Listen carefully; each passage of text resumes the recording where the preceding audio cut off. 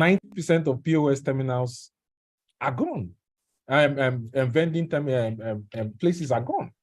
So you can imagine the material impact on especially the informal economy.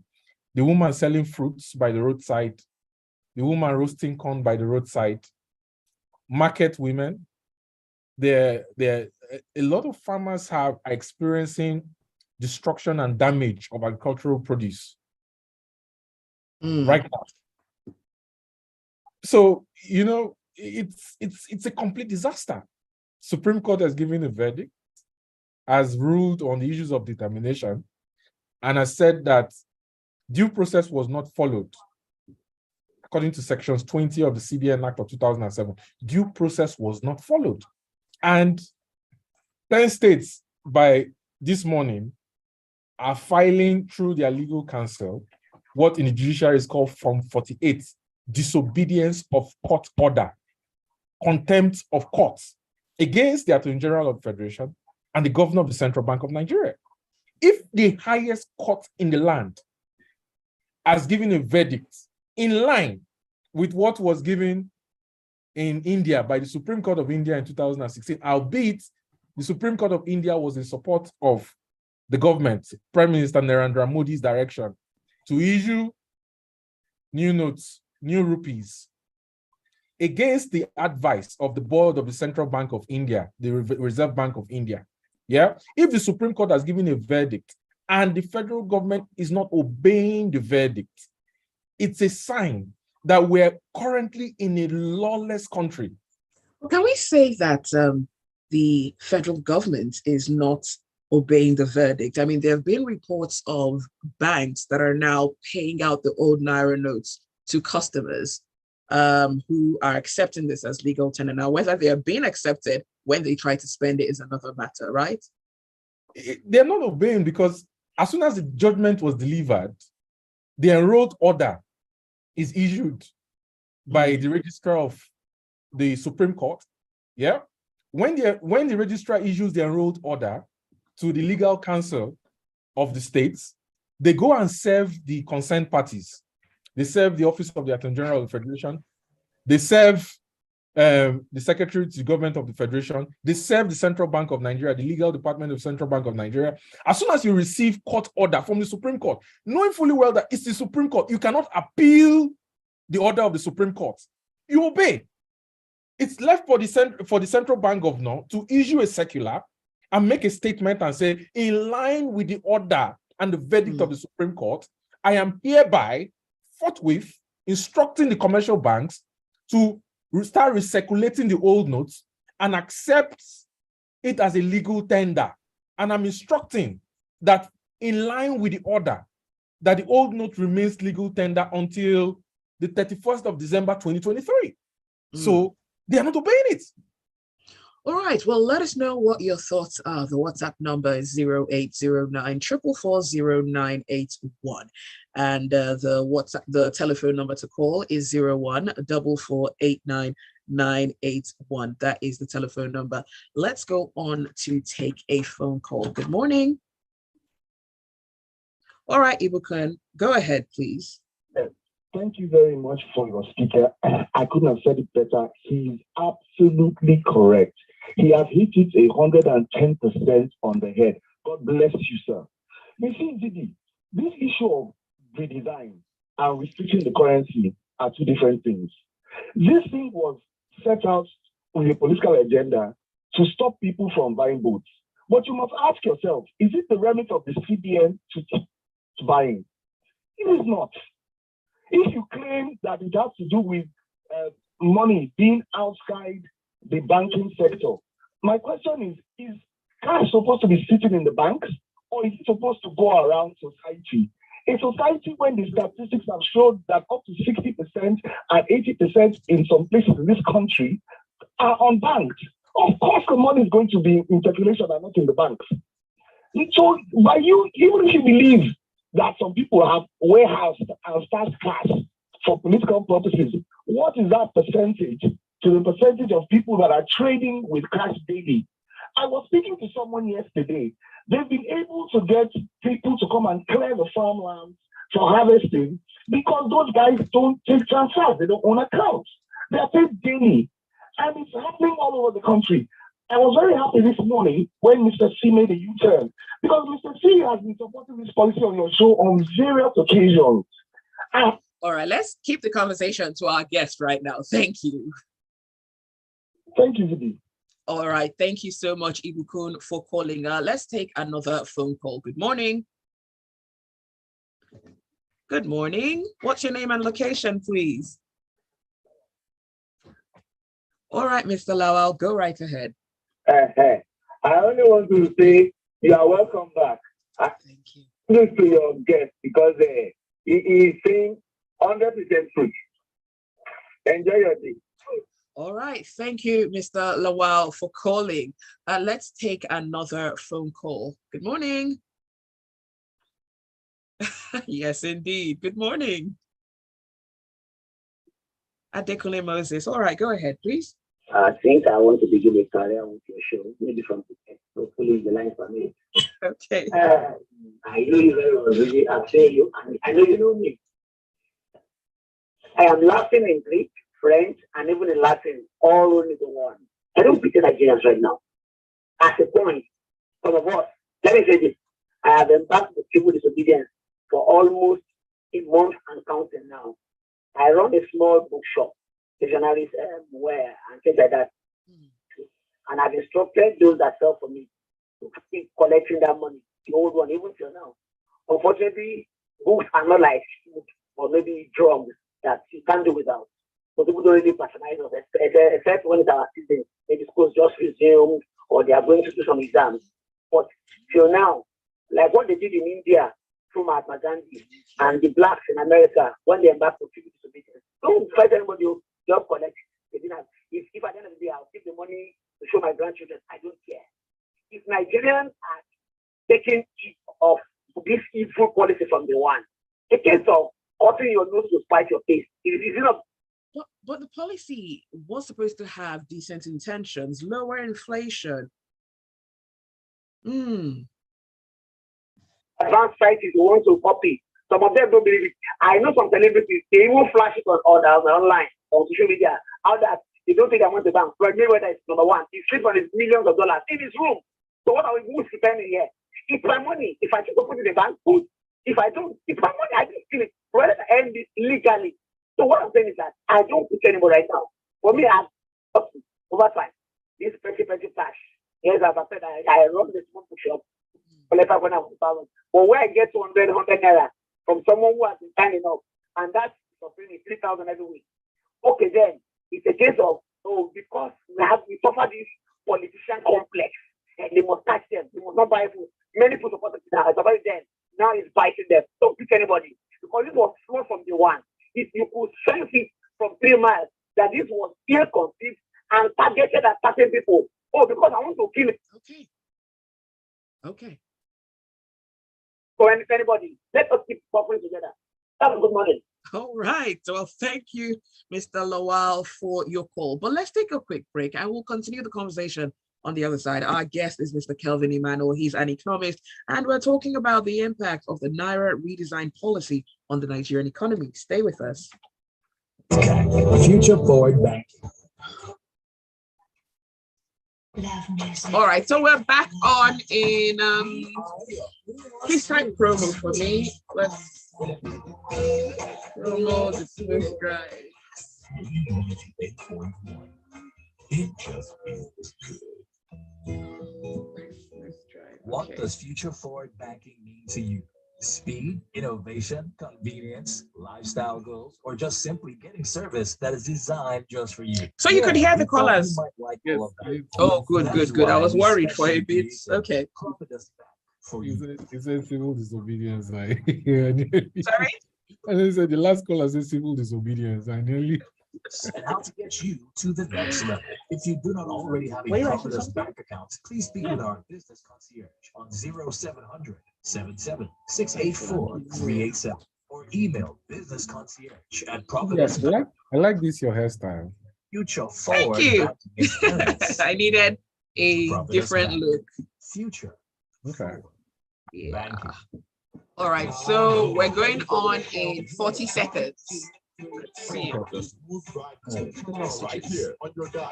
98.1. I love my radio. My radio is my all-day companion. Infectious rhythm, making you know it's Okay. all about your big song. The right kind of music, kind of power. It's all about your fresh news and information. Information I can get. News I can get. From the house to the car to meetings. And it's all about the great ingredients you need for your journey home. Lots of horrendous chocolate chips. The smooth drive home, right here every weekday from 4 p.m. I just want to listen all day long. Providence Bank, future forward banking.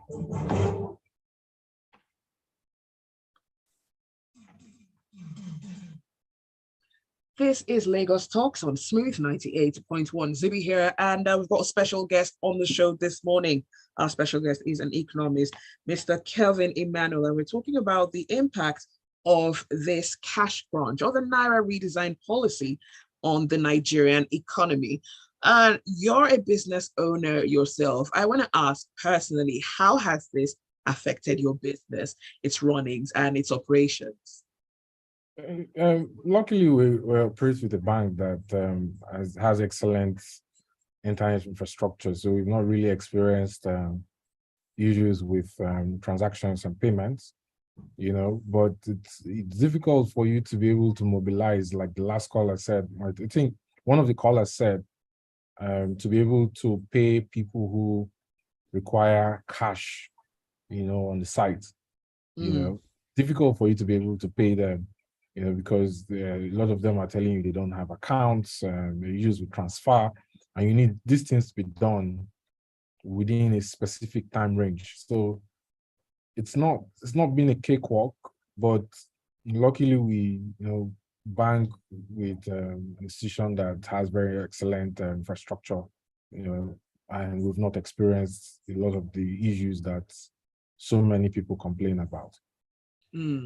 So for a lot of the big shops, the big supermarkets, the grocery stores, it does seem like there is a lot more traffic now. People are trooping to the bigger stores more, possibly because they can buy more with the e-payment channels or using their cards compared to the smaller businesses. So while some of the smaller businesses are losing customers, we see that some of the bigger ones are, going about business as usual. In some cases, even smiling to the bank as they're getting more customers. So people that would normally buy things from a neighborhood corner store are now shopping from the bigger outlets. So I want to ask, what effect does this have on the economy overall?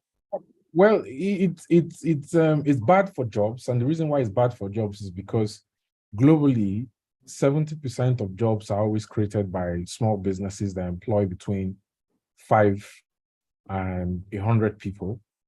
So it's bad because if you have a situation where there's a concentration of transactions for only a few FMCGs, like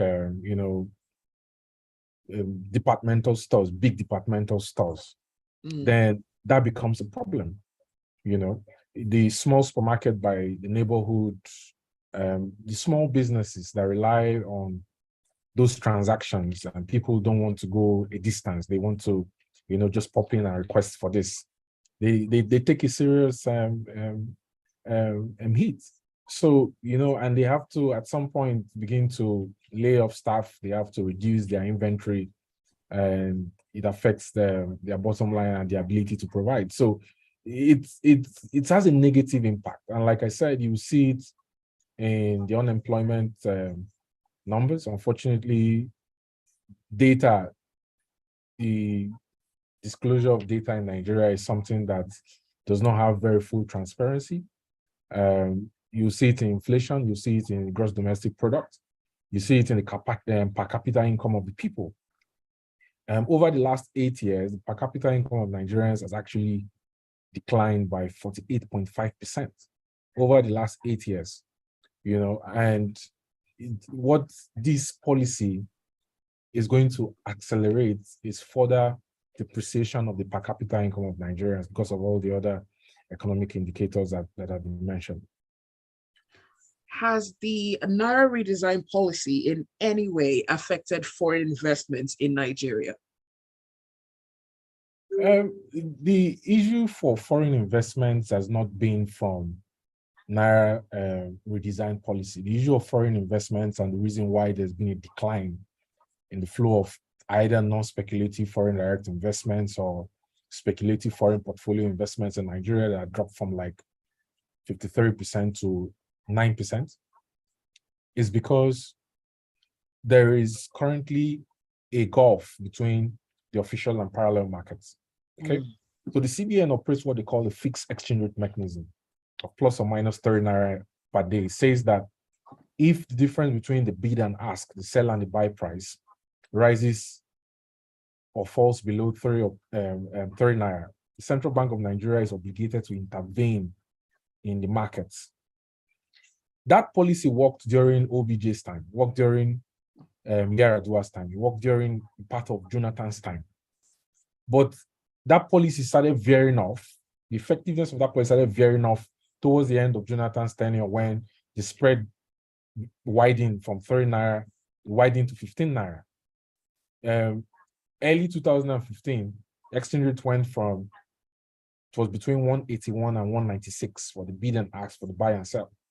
Now, that policy has widened from 3 to 15. It's now widened to about 309 Naira. What this means is that whenever the difference between the official market, which is the government subsidized exchange rate, and the parallel market, which is the real market where there is buy and sell, there's liquidity to fund. Whenever there is a gulf between the official and parallel markets, it creates difficulties for companies to bring in capital, because when they bring in capital to Nigeria, they have to register with NOTAP, an organization called NOTAP, what they call Certificate of Capital Imports. They register with NOTAP, the money has to be converted at the official market rates. So if you're bringing, for example, $100 million into Nigeria, and you have to convert it at 441 Naira per dollar, and you're getting 44 billion Naira instead of 78 billion Naira, what happens when you want to take the money back? And you go to the Central Bank of Nigeria and they tell you that, oh, they don't have liquidity to fund you. What happens when you want to import capital equipment or you want to import raw materials? You and I know what has happened to Emirates and a few international airlines. They benchmark the sales of their tickets at the official markets. The airlines have about $750 million of backlog that has not been funded by the CBN. CBN is saying it's not their obligation to provide FX for the airlines. Okay? Now, that has cascaded into the UAE government, changing their visa policy towards Nigerians, restricting Nigerians from coming to the UAE. It actually has nothing to do with the behavior of Nigerians in Dubai.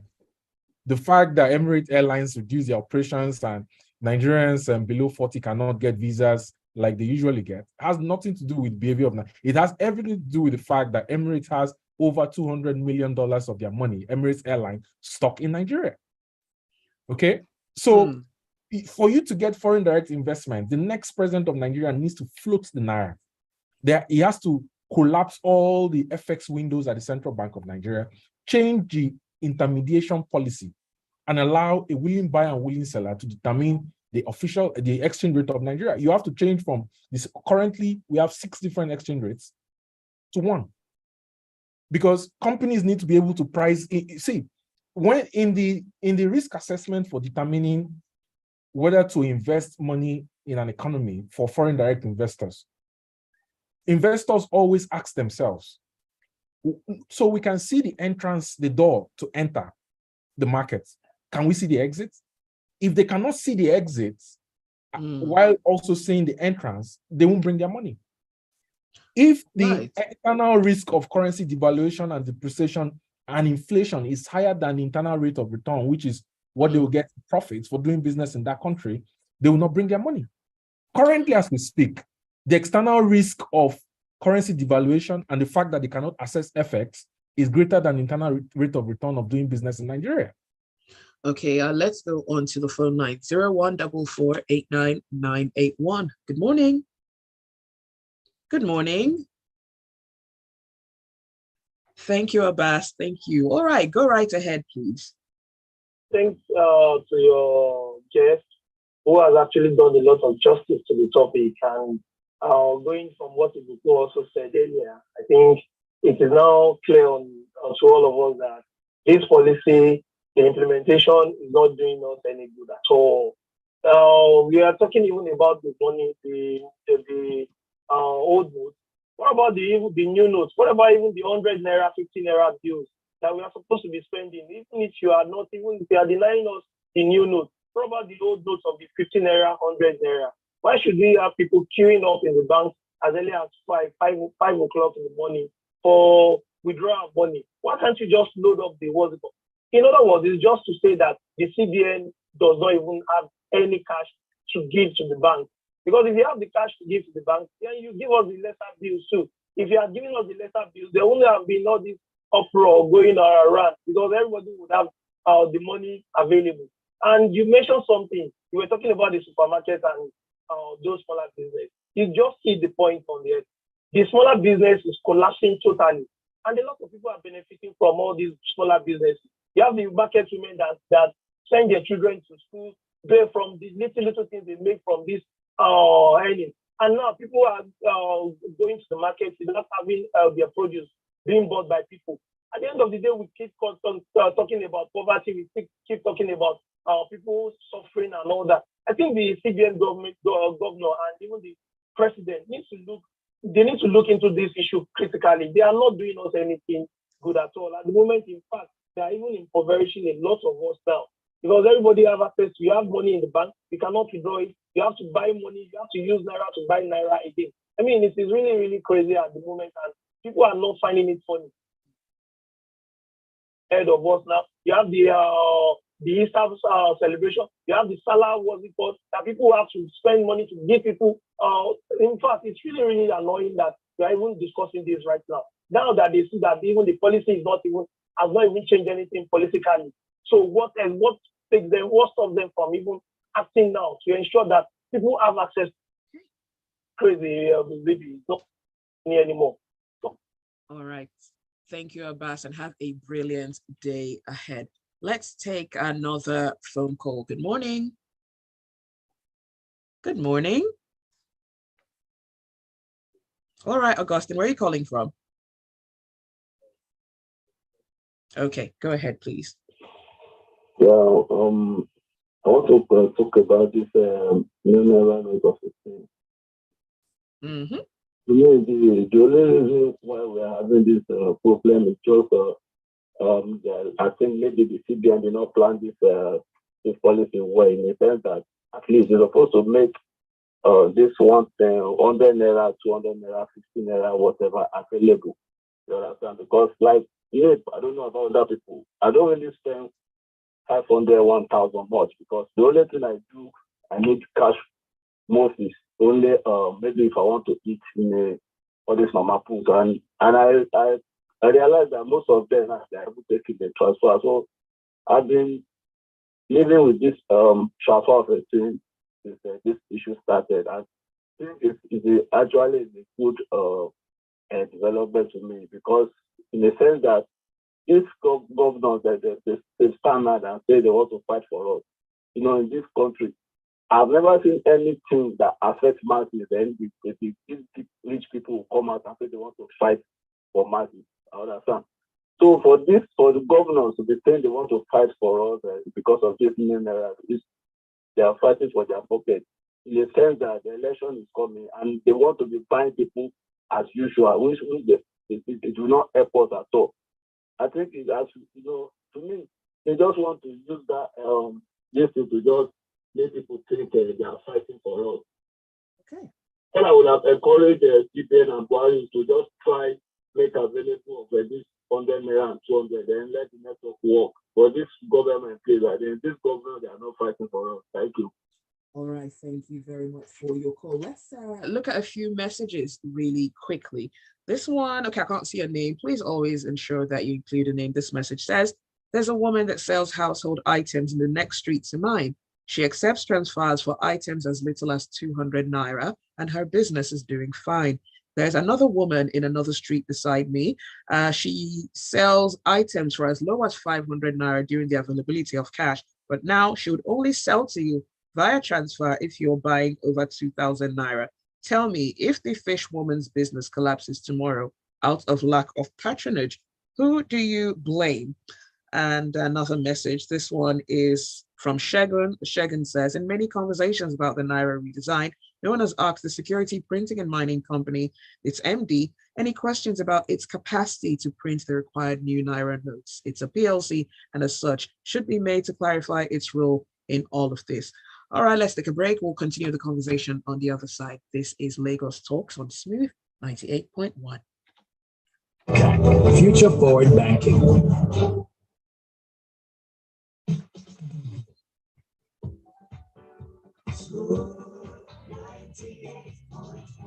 Zibby, are you coffee or tea? 1 second. What does future forward banking mean to you?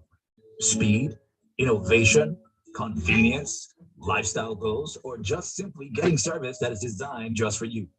Yeah, we thought you might like all of that and more. That is why we specially created Providence Bank for you to take care of your daily experiences. At Providence Bank, we believe that banking should be all about you and your business and how to get you to the next level.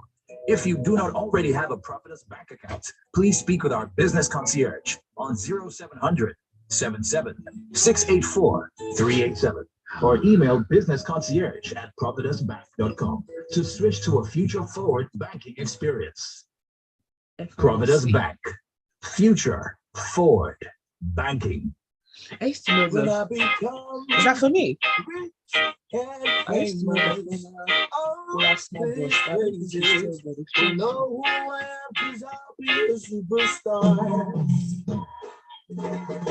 Hi people, my name is Praise, and if you want good music, stay tuned to Smooth 98.1.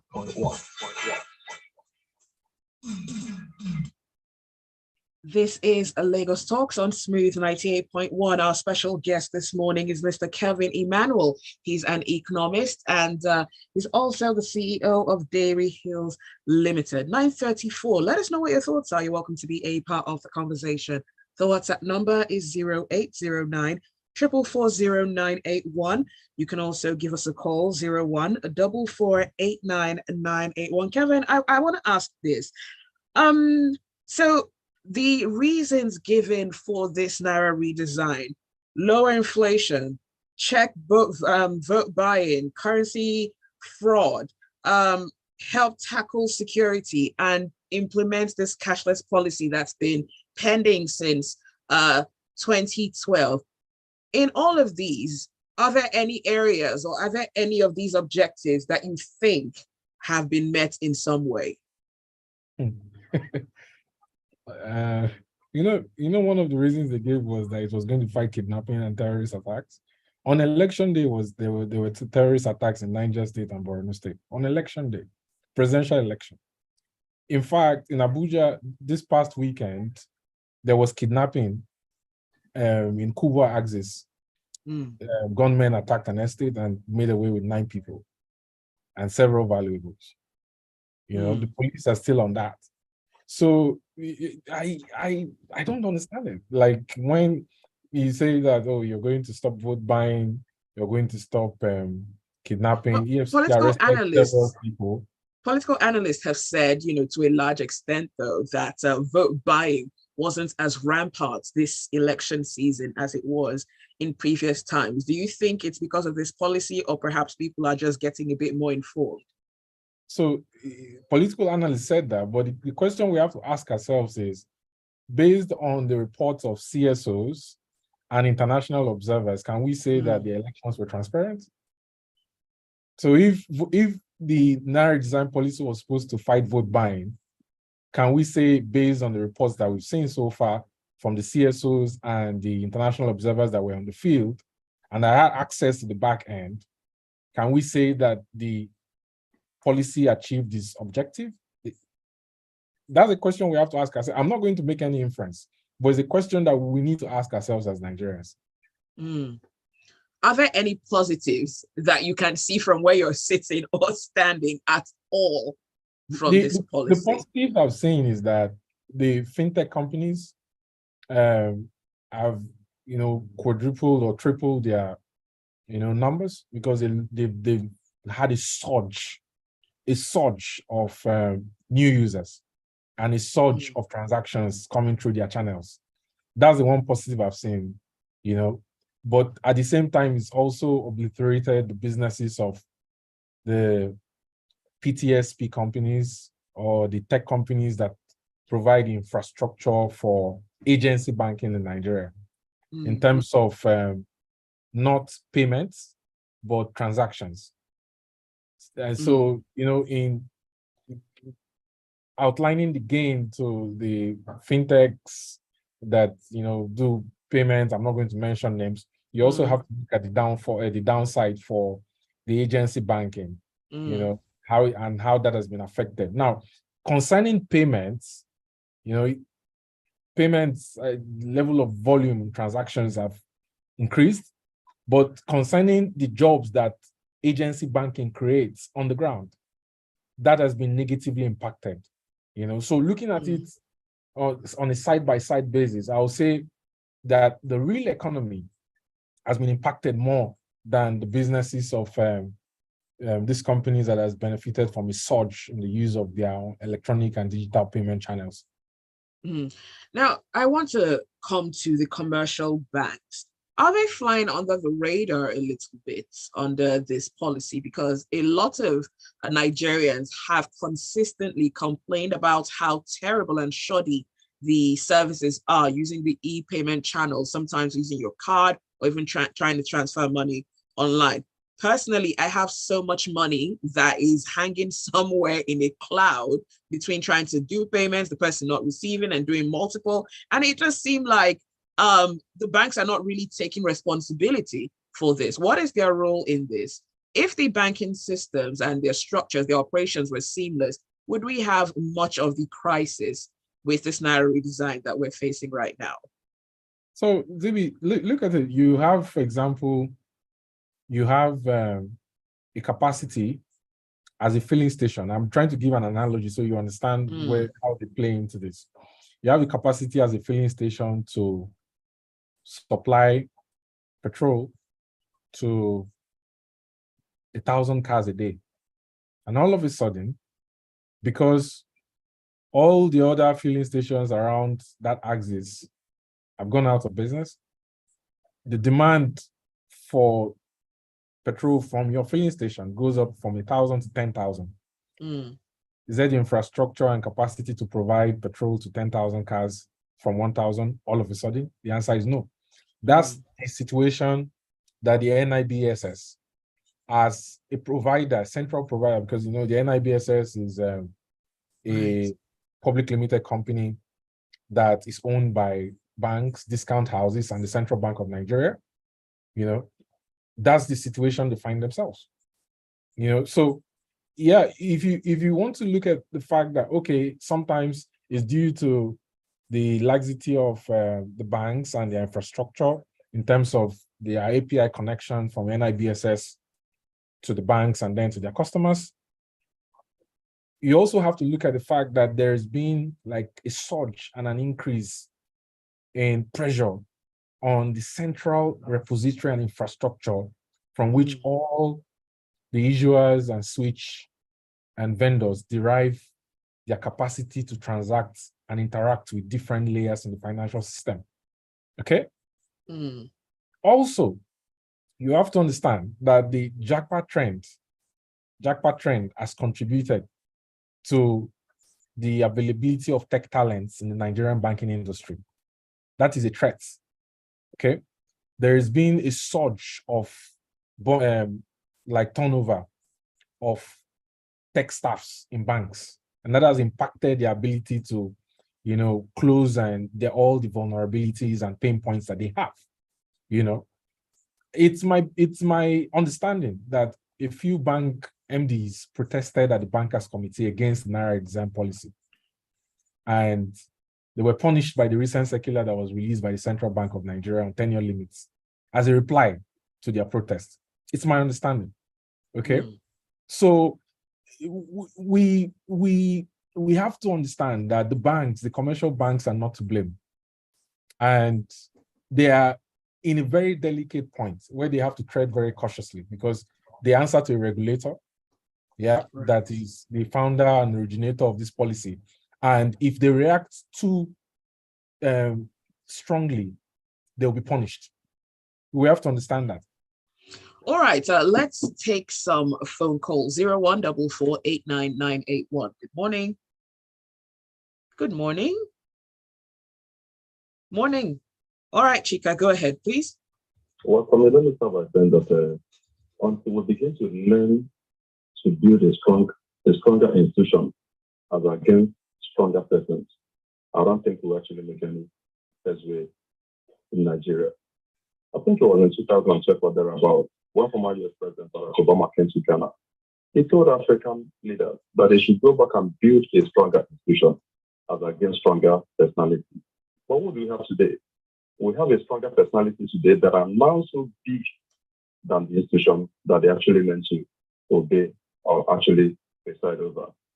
Why should the courts be interfering with central bank?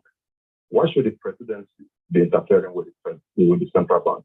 The CBN is actually meant to be an independent entity of its own.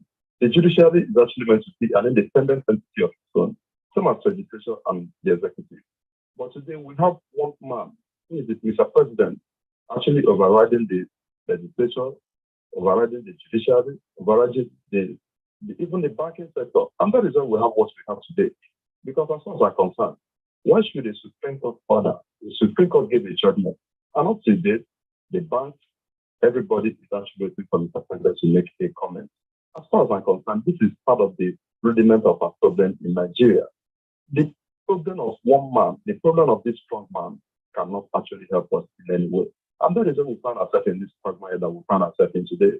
And for the governors, ranting up and down, was it not in the MBA conference when Mr. President went there and told them that how did they even use the word? That national security can actually override rule of law.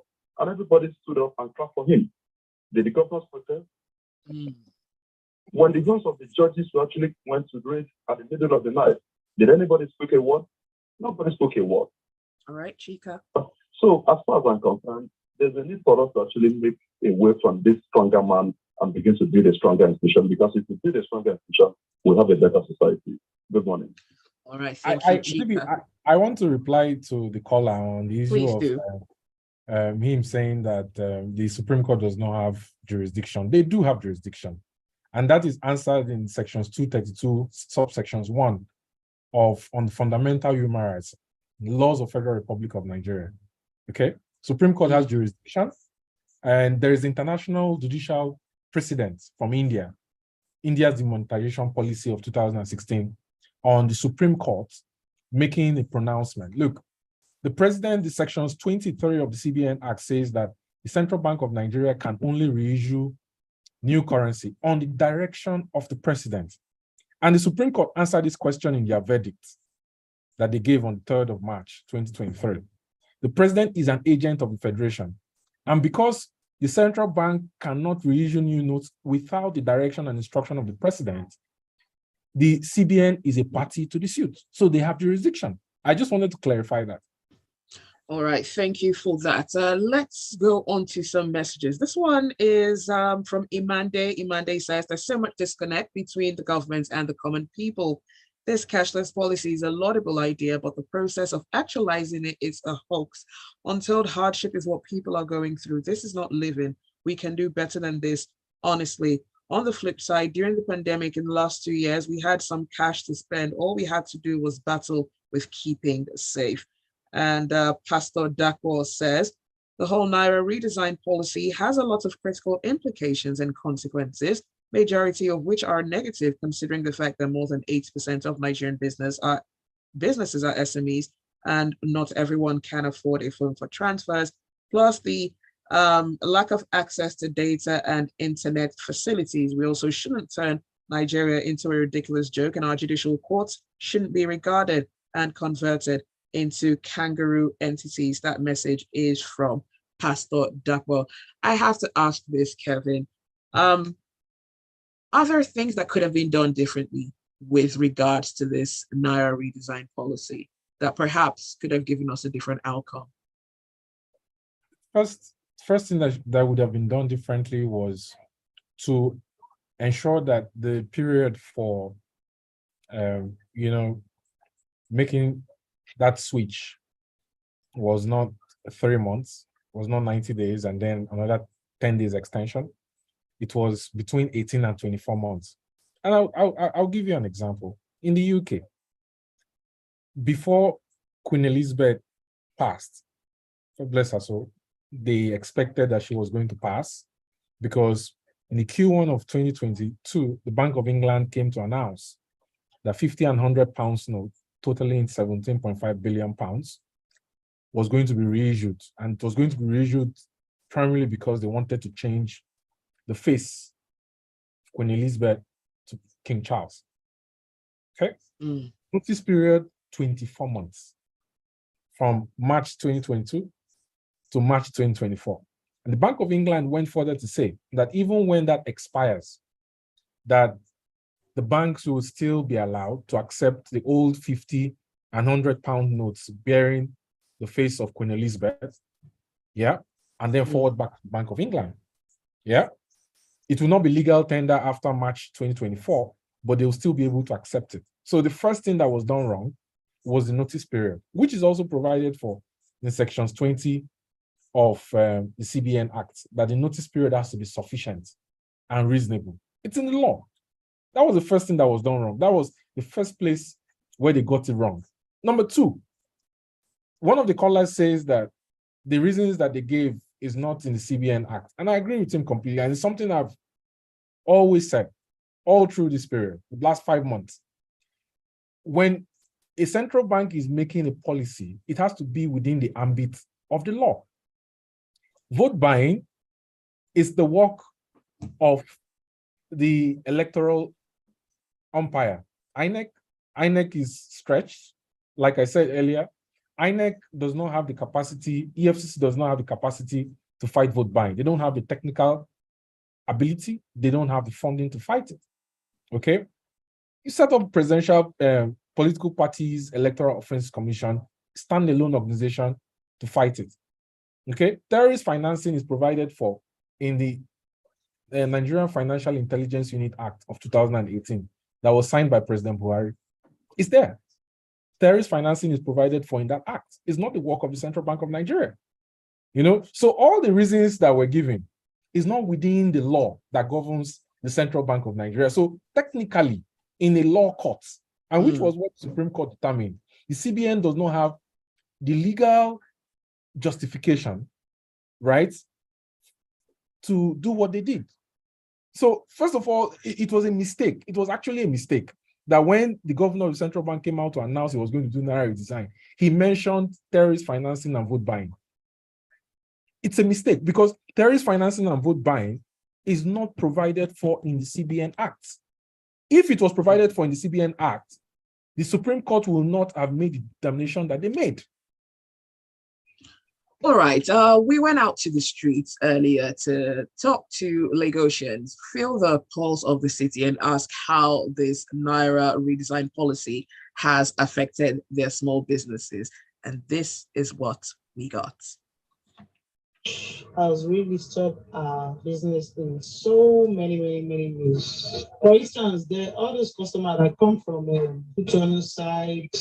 They used to buy markets from our hand in cash. But now, when it comes to Nigeria, changing their money to Nigerian money is now high. So they don't used to buy market as they used to buy it before. I'm a food vendor, and the Naira scarcity has really affected my business. Before now, I get to get things from the market seamlessly without any problem. But due to this Naira scarcity, I have to buy Naira now. Most times I buy Naira for 8,000 Naira. I get to buy it for 400 Naira or 300 Naira each. And this period, I've just been making little or no profit. All right, two different small business owners, food vendor and clothing retail, have similar experiences. Quite sad when you listen to these and more that Nigerians have continued to complain about for so long right now. Moving forward, where do we go from here, Kelvin? There's not much that the people can do. But Zibby, I'll tell you this. The power of the people is greater than the people in power. And I want Nigerians to take their anger to the polls this coming Saturday. Because one of the callers mentioned that when laws were being violated, governors did nothing, right? The governors actually have influence over their senators and reps, and they should have congregated them to protest, to forestall this policy right from the beginning in October of 2022. They did nothing. When they saw that it was going to affect their re-election and their political ambition and plans, then they stood up and went to the Supreme Court. So I want Nigerians to understand that the power of the people is greater than the people in power, and they have the ability to make changes this coming Saturday. Take your anger to the polls. All right, we're out of time, but I can't let you leave without asking this question. How can the banking institutions, the CBN, regain the confidence of Nigerians who may feel a certain way right now? I will tell you this, and I'll say it with my chest. I believe that the next governor of the central bank should not be a banker. Next governor of the central bank should be an academic with development finance experience. It should not come from the banking industry. And the leadership of the central bank needs to change quickly. All right. Well, that's all the time that we have this morning. Thank you for listening. Thank you for your phone calls, your messages, and of course, special thanks to our guest, Mr. Kelvin Emmanuel. Kelvin Emmanuel is an economist, and he is the CEO and founder of Dairy Hills Limited.